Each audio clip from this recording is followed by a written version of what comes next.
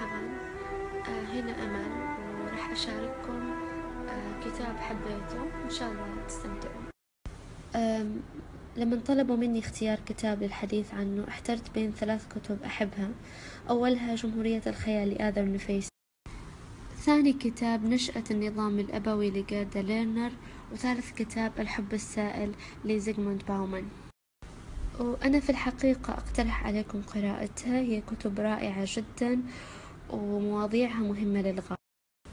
أما الكتاب اللي اخترته للحديث عنه فهو جمهورية الخيال أمريكا في 3 كتب لآذر نفيس.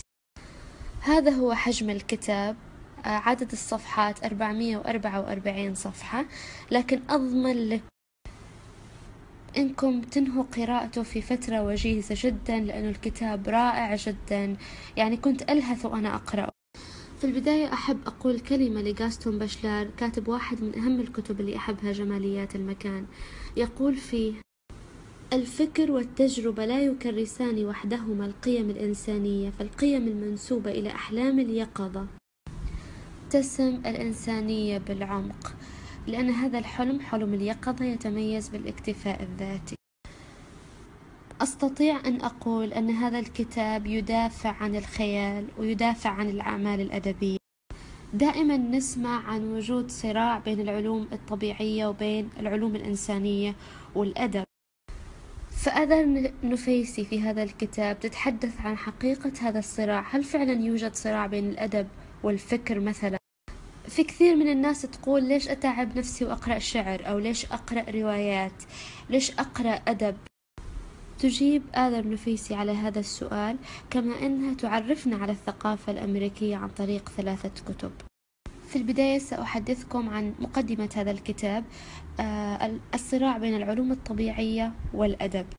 تقتبس آذر نفيسي لأينشتاين، عالم الفيزياء وصاحب النظرية النسبية، قوله: إنني فنان بدرجة كافية بحيث يمكنني أن أرسم بحرية اعتمادا على خيال.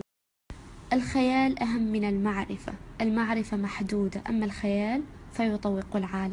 المشكلة الأساسية أنه هم يبحثون عن أدلة موضوعية وملموسة فيما يتعلق بقيمة الأدب، مثل ما هو موجود أدلة ملموسة ومادية عن أهمية العلوم الطبيعية، لكن هذول نسوا جزء مهم، هو أنه تأثير الأدب بالدرجة الأولى يكون على الذات والوجدان. فكيف ممكن نحصل على أدلة ملموسة موضوعية فيما يتعلق بهذا الشأن؟ وترجع تكلم البراغماتيين النفعيين اللي يبحثوا عن فائدة في كل شيء، وتقول لهم أن الأدب يؤثر علينا حتى في أبسط قرارات حياتنا، وهذا يخليه مفيد بالضرورة، لأنه يشكل نظرتنا إلى العالم، إلى الوجود، إلى أنفسنا، إلى ذواتنا وما إلى ذلك. كلنا شفنا كيف أن التكنولوجيا ساهمت في دمار العالم عبر كل هذه الدبابات والأجهزة الإلكترونية اللي أحدث تجاوزات أخلاقية في أماكن كثيرة. هذا يحصل دائما إذا أصبحت المادة خارج التزاماتها الإنسان. لذلك من يسعون لتقليص تأثير الأدب إنما يريدون إلغاء هذا الوعي بالالتزامات الإنسانية. طبعا هي بعدين تتحدث عن اتجاه المؤسسات التعليمية في أمريكا لتقليص مساحة العلوم الإنسانية، وكأنه الهدف مش إعداد إنسان قادر على أن يعيش حياته، إنما إنسان يحصل على وظيفة جيدة. وتقول إن الطريقة التي نرى فيها الأدب القصصي هي انعكاس للطريقة التي نعرف بها أنفسنا بوصفنا أمة. إن الأعمال الخيالية هي طيور كناري في منجم الفحم، وهي المعيار الذي نستطيع بواسطته. هذا بالنسبة للمقدمة. طبعا للأسف أنا فاشلة جدا في الحديث عن الكتب اللي أحبها. خلونا ندخل للمضمون الآن. عام 2008 أدت نفيسي قسم الولاء في أمريكا وأخذت الجنسية الأمريكية. السؤال الذي كان يلح عليها باستمرار هو معنى أن يكون المرء أمريكيا، لذلك هي حاولت تكتشف أمريكا عن طريق الأدب. لذلك هي اختارت 3 أعمال للحديث عنها، رح أكتب لكم إياها الآن في هذه السناب. هي تريد معرفة العقل الأمريكي عبر الأدب الذي كتبه الأمريكان، لذلك هي تقوم بتفصيل كل كتاب من هذه الكتب، تضيء الدروس الإنسانية فيها وتكتشف تقاطعاتها مع الوقت الحالي.